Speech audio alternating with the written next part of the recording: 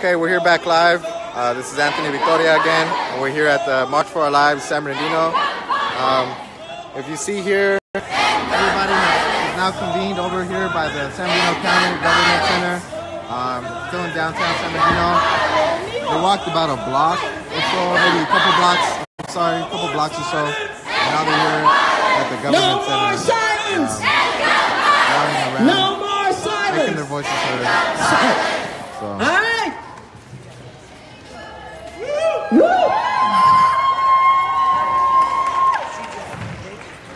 All right. Can I please have the rabbi join us? Crystal? Rabbi Crystal? Hello? Okay, we're waiting on the rabbi. All right, let's all get together here. Is the rabbi back there? All right.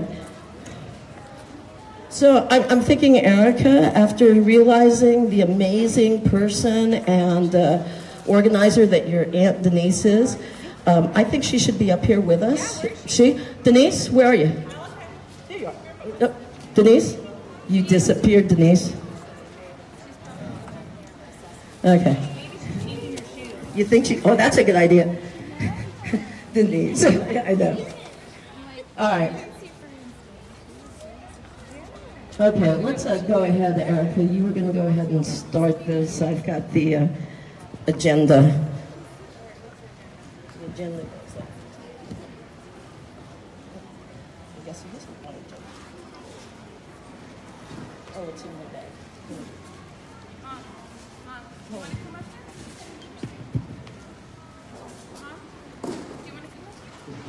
Can I get all the survivors and all the family members up here, please? All of the survivors and family members. From December 2nd, 2015. All the survivors. Whoa, did you see that? All the survivors and the family members. Why? Mary, you too.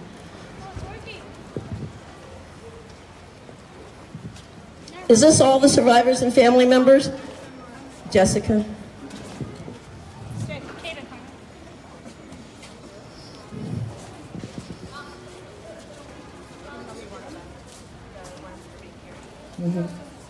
Oh, we got any more, you guys?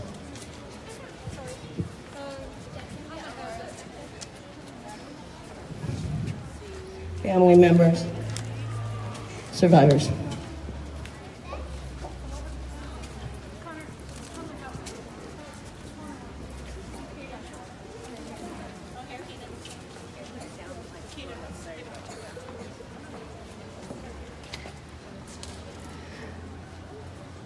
Is that it? Is that all for now? There's a lot more out there we know, not necessarily here, but those who have to live with the losses and the memory of what happened that day. You know, what keeps coming back to me is the fact that I didn't have to be in that room. I didn't have to lose a loved one. And I don't have to live with that. You guys maybe saw the video of Emma Gonzalez talking about recovery. Recovery is a long shot right now. I hope you don't mind me saying that, but for them that's the case. So I want you all to take a good look. These are your family, these are your community members who were touched that day on December 2nd, and they feel so strongly about what's happened with Parkland that now they're making a stand. And all of us need to support them and make that stand with them. Are we with them? Yes! Tell them again, are we with them? Yes! Again, are we with them? Yes! Erica, you want to talk to them? All right. Erica Velasco, Yvette Velasco's sister. Here you go. Okay. I'm going to try not to fall apart. Ooh, Erica, you can do it!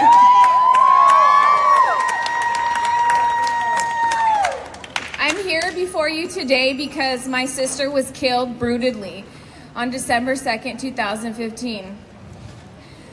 The last few years of me and my family's lives has literally been a living hell.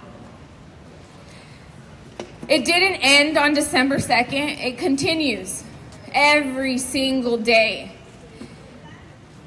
We are haunted by the manner in which our family members were taken, by the manner that their co-workers were frightened.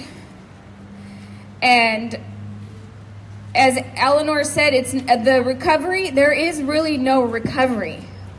It's something we have to live with every single day.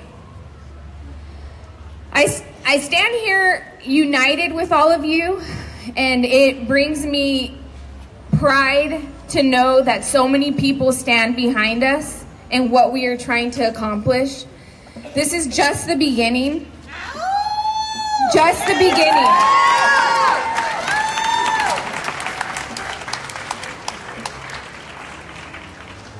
The teenagers of Parkland have lit a fire in our souls. And we stand with them. We stand with them not just today, but after today, when we go to the voting polls. We are trying to send a message to politicians and lawmakers across the nation that if they are not on the right side of the fence, then they need to pack up and go.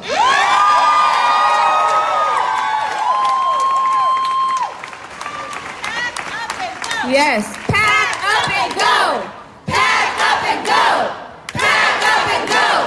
Pack up and go. Pack up and go. Pack up and go. It's been very unfortunate that we've had to experience something this tragic, but it continues to happen. And every time another group of people are killed in this manner, it's like the agony of my sister being killed all over again, because I know, and my family knows, the pain that those families are going to live with for the rest of their lives. I want to say a little bit really quick about, first of all, I want to say the names of all of the victims, because as we know, it wasn't just Yvette there that lost her life. That's right. It was all her loving co-workers.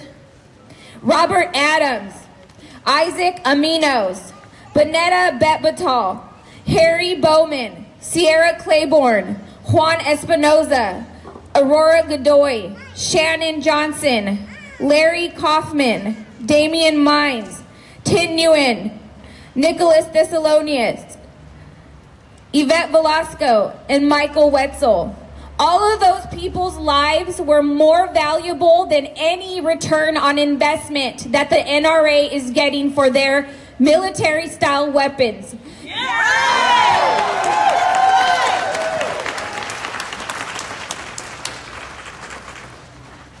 Those weapons were not intended for general public use. As my father stated, they were not made for sport, for protection, for hunting. We heard some stories from some of the doctors that help patients that have been shot with these types of weapons. And they said they can't even, when you go hunting with these types of weapons, they can't even take the carcasses to eat them because they're so destroyed on the inside. They're made for military warfare. So whenever anybody that is trying to defend the Second Amendment, know that the Second Amendment reads this: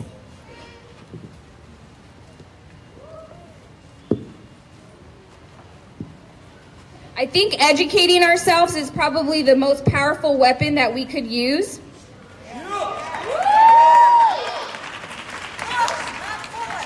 So this is a statement that my sisters and I compiled.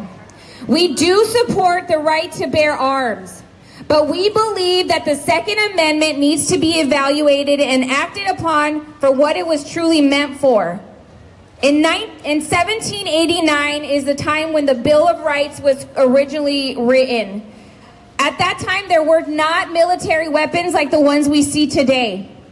At that time, there was a lot of injustices that we've already overcome or are trying to overcome. So we cannot only evaluate it based on that time, that long time ago.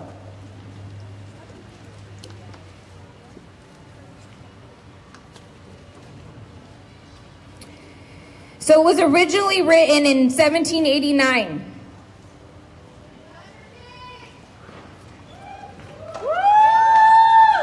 Further, the Second Amendment states this: a well-regulated militia being necessary for the security of a free state, the right of the people to keep and bear arms shall not be infringed. A well-regulated militia refers to a body of citizens enrolled in military service. The type of guns accessible to civilians in the manner in which they obtain them should be regulated as stated in the Second Amendment. These types of weapons should be used for military and law enforcement use only. The epidemic of mass killings made possible with legally purchased weapons intended for military warfare is an outrage. There is no reason an average citizen should have access to weapons used for mass destruction. Some lawmakers and Republicans tend to pick and choose the part of the Second Amendment that is suitable for their own personal gain. But their personal gains and wants are not compliant with the needs of the people as a whole and our freedom to live peacefully and safely in this country. Further, the 9th Amendment, and this is something that a lot of people are not educated about, the 9th Amendment specifies the enumeration in this Constitution of certain rights shall not be construed to deny or disparage others retained by the people. This translates to the fact that the absence of other human rights should not be misinterpreted to mean they should not be upheld in this country. Universal human rights include life, liberty, and security of a person. Mass shootings in our modern world are threatening the enumerated right for Americans to live. In addition to military-style weapons in the hands of the general public being out of the scope of what the Second Amendment was intended for, a fundamental God-given human right to life is grossly threatened. So we need to vote. We need to continue to make our voices heard. This is only the beginning. Let our pain fuel our fire. And let us make the future for our future generations safe again. Thank you.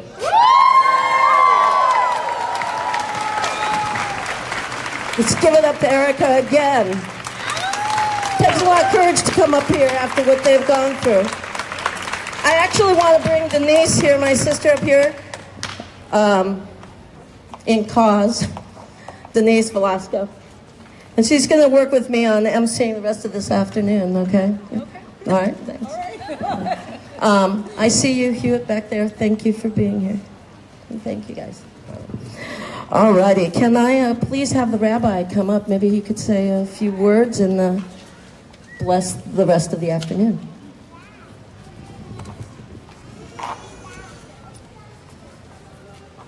In the book of Genesis, it says that God created human beings in the image of the divine. Every single person is. In the Jewish tradition, we say that humanity descended from Adam and Eve, so that no person would say, my lineage is greater than yours. They go on to say that the difference between God and a human sovereign is that when a sovereign mints a coin, every coin is identical. When the sovereign of the universe creates each human being is unique. Each has a gift to bring to the world. It's a very humble moment to stand with all of you. It's very humbling to stand with all of you. And in the face of the loss, in the book of Numbers, it says that when Aaron lost his sons, and Aaron was silent, that grief at some times just overwhelms us.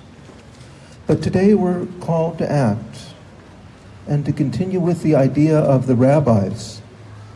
It says that one who saves a single human life, it's as if they've saved an entire world. One who destroys a single human life, it's as if they've destroyed an entire world. Our charge today, in the face of those who have taken life, is to unite together to save lives. Could we talk about that at another time? Yeah. We don't want to stray off topic here. And I'd ask you to repeat, "We will march," after each phrase in this litany, composed by Rabbi Naomi Levy. For our children's sake, please repeat, "We will march." We will march. Because a new day is coming. We will march. Young and old, hand in hand. We will march. Like the children of Israel at the foot of the sea. We will march. Until the raging waters part before us. We will march. Until our leaders act. We will march. In honor of innocent lives we have lost. We will march. Turning the prayers of our hearts into action. We will march. Praying with our feet. We will march. To the beat of a mournful lament. We will march. With our heads held high. We will march. To the final end of madness. We will march. Rejoicing in triumph. We will march. And we will win by God. We will march. Amen. Amen.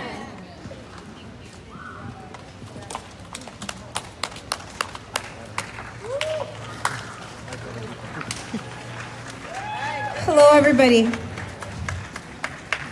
My name is Denise Velasco, and I feel honored to be here with all of you today. My niece, Yvette Velasco, was one of the many victims of that tragic day 2 years ago. 3 years ago now. Almost 3, huh? It feels like yesterday. We have somebody here who is a sister of a victim of one of the first mass shooting in the United States that was 52 years ago in Texas. His name was Thomas Aquinas, and another last name, but I think the part that stood out to me the most was his name was Thomas Aquinas. For people who have any sense of spirituality, he was a very powerful spiritual leader within the Catholic Church. And I don't think that's by chance. And by fact, I know that is not by chance. I know that we are all spiritually connected, and there is a reason why we are all here today. We have an opportunity. That opportunity is holding these elected officials accountable to what they promise us. They promise us the sky and the moon, and they have given us nothing. We deserve more.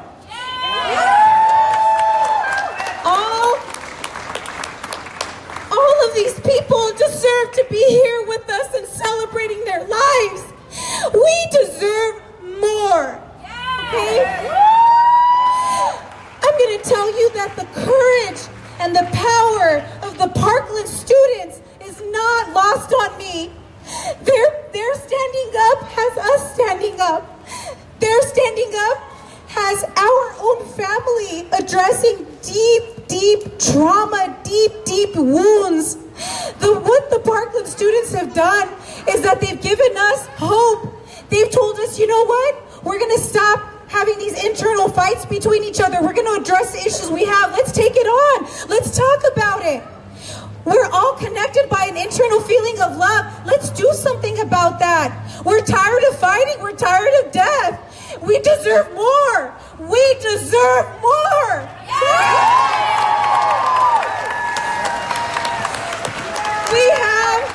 We have one demand, and it is a clear one, it's a concise one, and we expect every politician in the United States to do something about it. And this is what it is.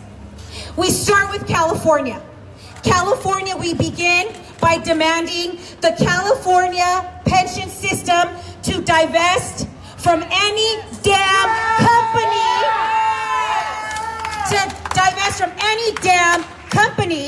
that makes arms that are illegal in California.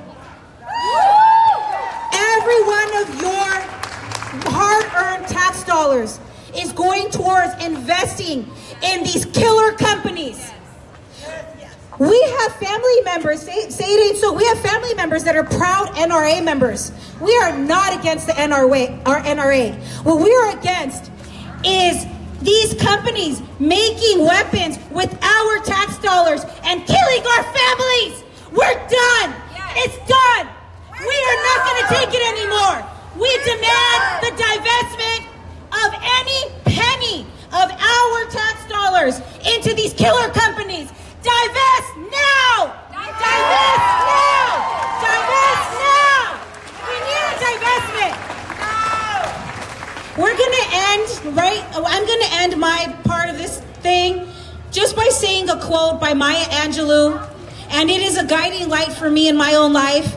And that quote by Maya Angelou is, "I come as one, but I stand as 10,000. We're not going to take it anymore."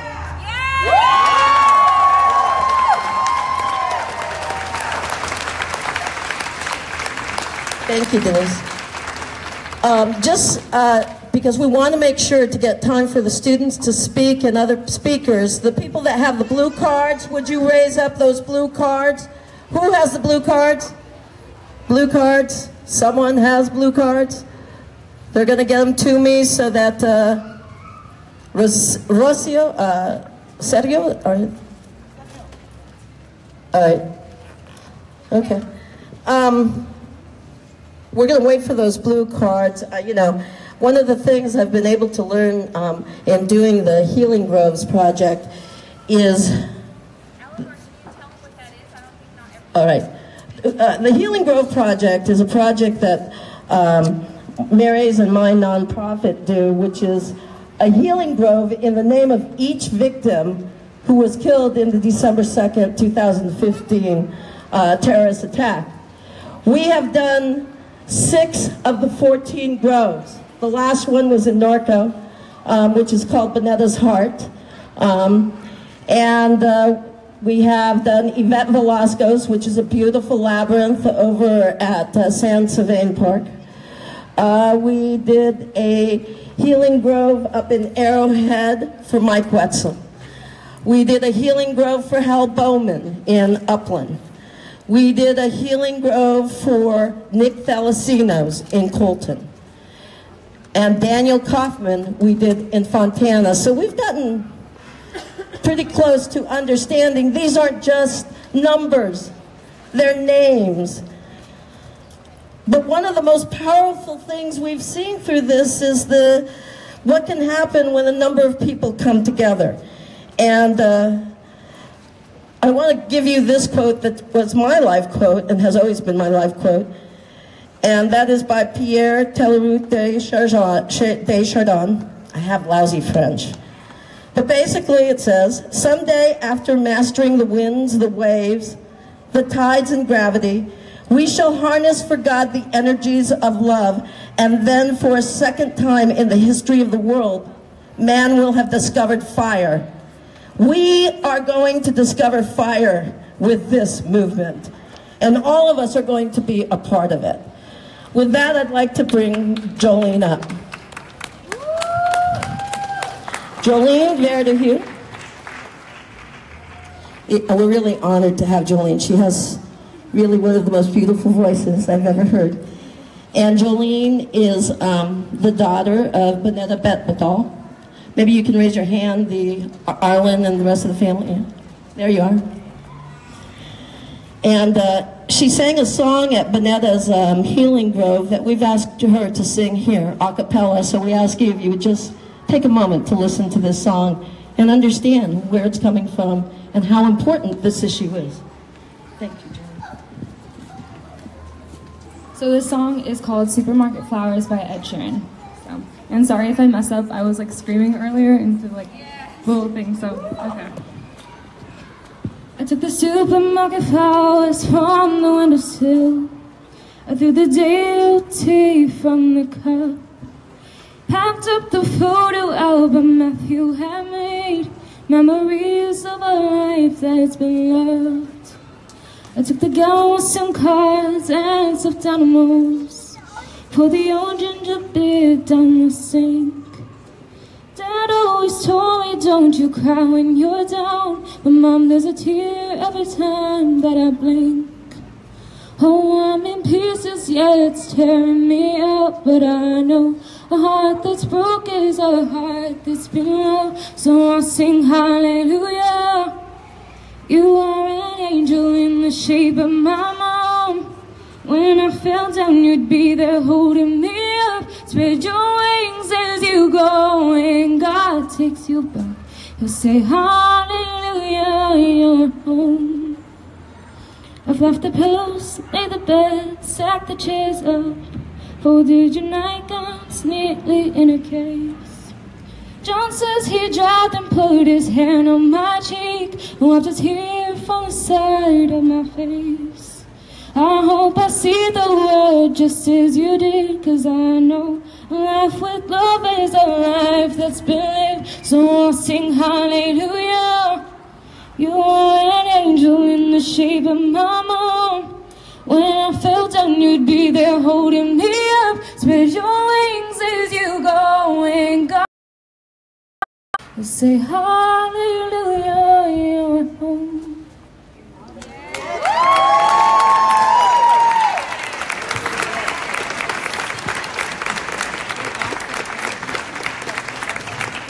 We have angels with us today.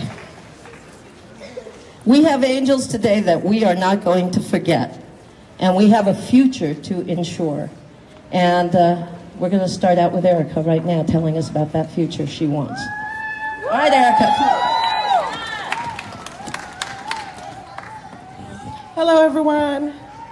So my name's Erica Ruiz. I'm here with ICUC, which stands for Inland Congregations United for Change. I'm here representing the youth and the young leaders within the community.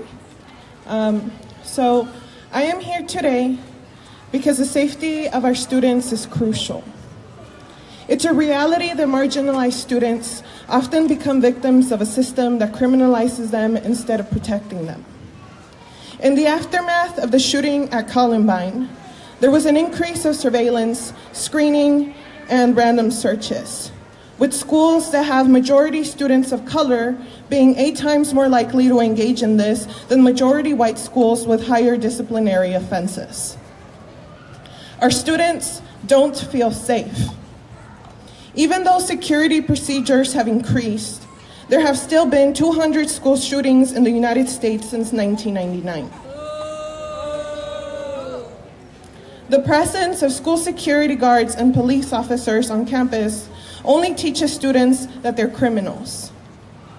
It perpetuates a culture that treats Black and Latino students unjustly instead of keeping them safe. More than half of gun-related deaths are children of color. Yet, they also make up more than half of in-school arrests. How are students supposed to thrive in this environment? Genuine school safety begins with creating an environment where students are supported, where they're given access to counselors, nurses, and programs that support their emotional and mental well-being. How are students supposed to cope with the stress of being marginalized, criminalized, and victims of gun violence without these support systems? It's necessary to implement these resources so that schools become safe and welcoming spaces for all students. Thank you.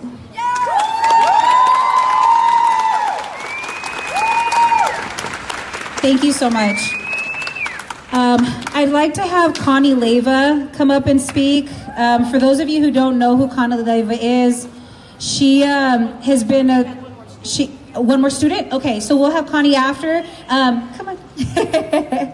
Thank you. What's your name, sister? My name is Jocelyn Lopez. Okay, Jocelyn Lopez. Let's tell her that we love her being here.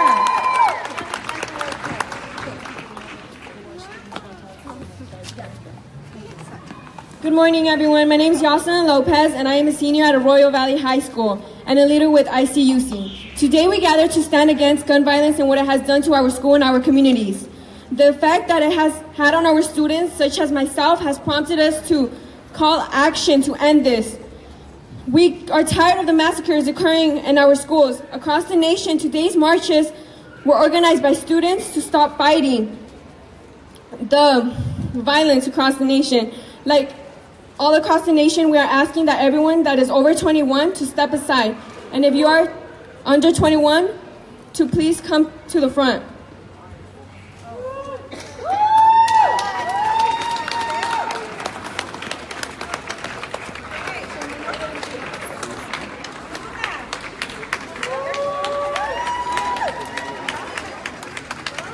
If you are younger than 21, can you please step to the front?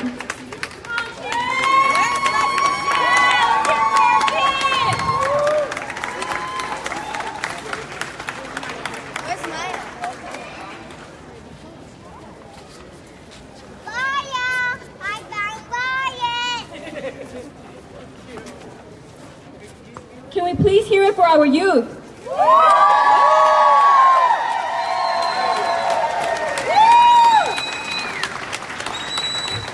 I want to make it known that all across the San Bernardino City Unified District that we stand with those who have been affected personally by the use of assault weapons.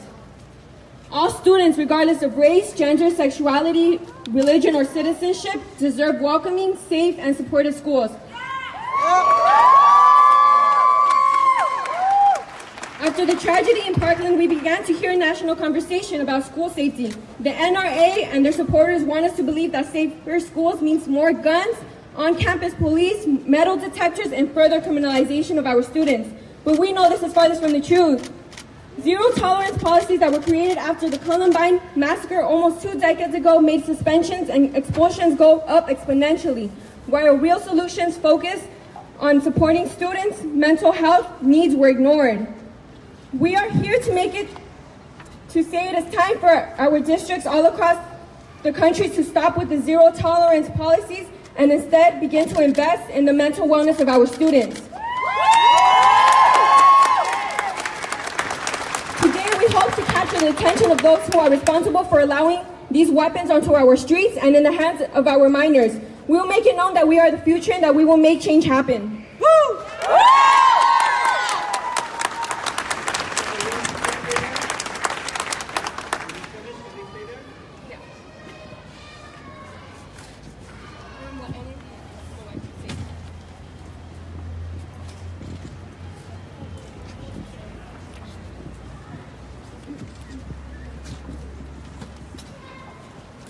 Hi.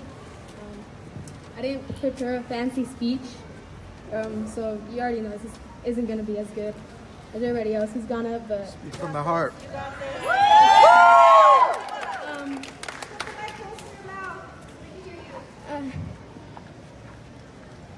We as students shouldn't be the ones trying to make a change. You're right. We should be going to school and learning. That's right. And we shouldn't be afraid that we're going to die or that our friends are going to die because of an assault rifle. That's right. I saw the videos of the Parkland shooting, and I saw the videos of the students who survived and who have to cope with the fact that their friends are gone now. And that shouldn't be us. That's right. We are the generation of innovation and of change.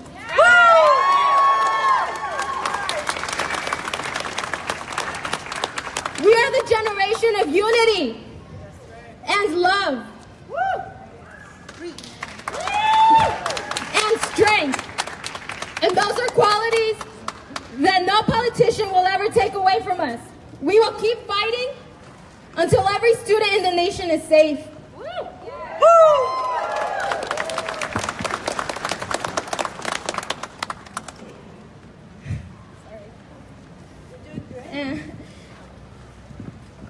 I hope for a better future for other generations, for other people, because I was afraid of marching out today, because I was afraid of gun violence. I was afraid that someone would come by with an assault rifle and shoot us. I was afraid of that, and I shouldn't be. I shouldn't be afraid of that.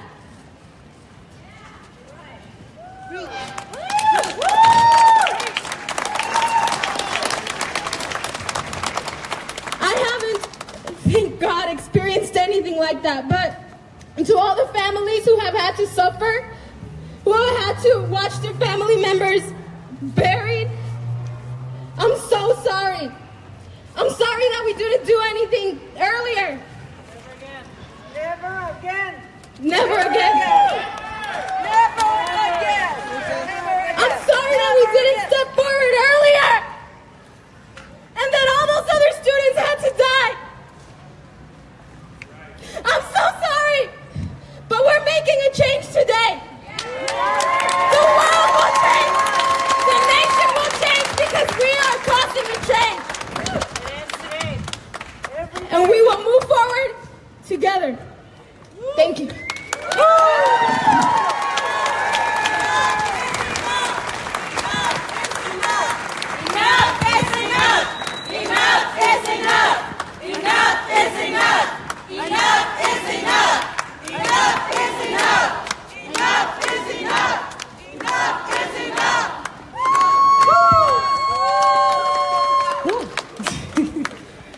My name is Shayla, and I go to Grand Canyon University, and I'm studying to become an elementary school teacher. And I believe that we should not be able to carry firearms. I think teachers should be there to teach and not be able to carry firearms, because there's so many things that can happen. What happens if a student gets a hold of that firearm, or what if a teacher gets startled and stuff?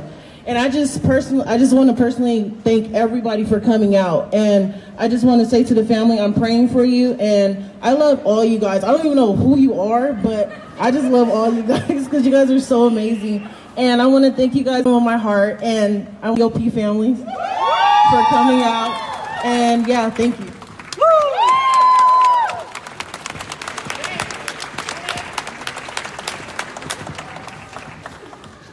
It hurts me so much that everyone had to go through this stuff, and I'm very sorry for all the families that had to go through this. This should stop. Everyone just has to calm down and be calm. The people that have started shootings are very stupid. They have no common sense, and it just hurts me. Thank you.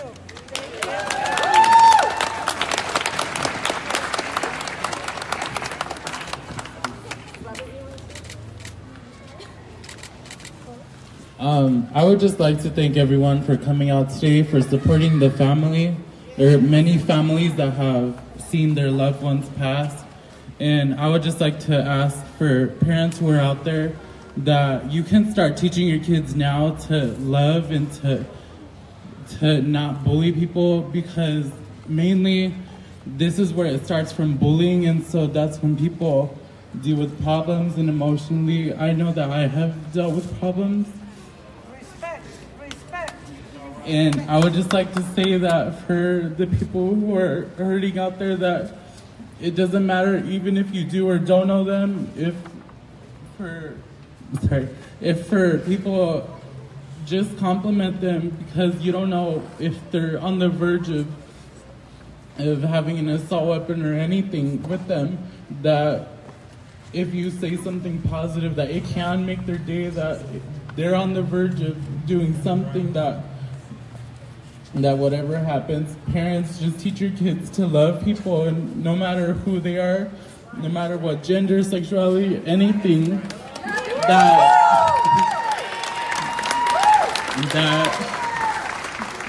whatever, anything, that you just love on people instead of having to do negativity and share it with other people. And I just want to say that today that we will make this change through San Bernardino and through our nation.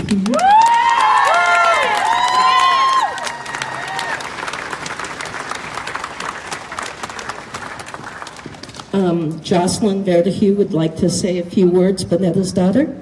You got to hear her beautiful voice. Let's give her a big hand. It was Jolene. Sorry. It's okay. So basically, I don't know how to explain this, but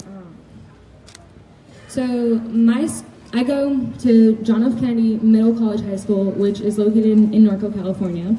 And my school is the only school in the CNUSD district that doesn't have provided resources of security. Yeah, and also we're located on the Norco College campus, but we're not even provided safety from the Norco College police officers themselves.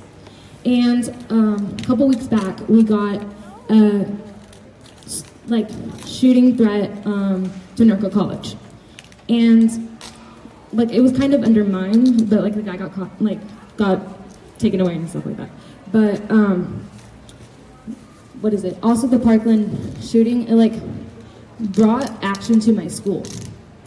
Me and 15 other people were selected by the principal to do this march thing and talk about march out kind of thing on March 14th. So basically I told who I am, my story, stuff like that. And we also mentioned all the names of the different school shootings. And then we marched back into class saying this shouldn't be us and stuff like that. And as of Thursday, we met with superintendents to tell them that we want safety measures within our school. We want a PO, a police resource officer. We want ID check-in measures. We want something. Because anything can happen to anybody, but we should still have some safety. We have security guards, but they don't know us. They're barely there, and they just sit in the front and play on their phones. We should be safe. So how much does my life matter? How much does everybody's life matter? I shouldn't be worth money or anything like that. So thank you. Do we have any other youth wanting to speak? Huh? What? Norco College, was it? John F. Kennedy Middle College High School. That's a mouthful. Yeah, I'm going to do that. I just want to make sure we get all the students first. Hi, my name is Daphne. I'm a junior at San Bernardino High School.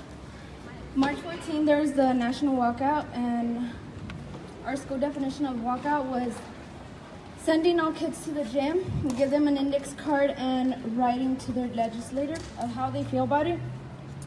And Principal Gutierrez actually sent me some of the index cards, and I'd like to read it to you guys. Someone said, I feel that not enough is being done about all of the lives that have been taken away due to guns. I shouldn't have to feel unsafe at a place where I am supposed to receive knowledge. They should have made it way more difficult to receive a gun, through background checks, training, mental health issues, etc. For me, the Florida shooting was kind of a personal. I'm from Florida and knew exactly where it happened. It's horrible that kids can't even feel safe at school anymore. I'm not sure if it's the weapons or the people, but something has to change. We shouldn't have to be scared to go to school. We need to fight against the violence and hatred. Make it harder to attain guns. Make it a long, extensive process. You would stop someone training to harm your family, so why wouldn't you help us? I personally didn't think it was a good idea for them to give us index cards because it was like, what are you doing, you know? But when I read all the index cards, it was mind-blowing because a lot of kids actually, it was more, half of the gym was full and a lot of kids did write good things. There's too many. If I can read, I'd probably take like the whole day. But here's another one. It says, we need to do something about it because It's not fair for people to suffer, and I personally had to leave school for a couple days because SBHS was threatened and people were scared for their lives. So something needs to be done for us to not be scared at school. So yeah, there's little kids and I'm scared. I graduate 2019. I have a little sister going into high school. And it scares me because what if it happens again? I won't be able to see what's gonna happen to her. I'll be scared. Not knowing. If it does, God forbid it does happen again, but if it does, I wouldn't want it to happen where my sister's at or anybody's at, because seeing the videos, it has caused a lot of pain. Seeing how people left that day when they threatened the high school, it was really horrible. That's why we need to make a change. Our generation is gonna make a change, and schools will be safe.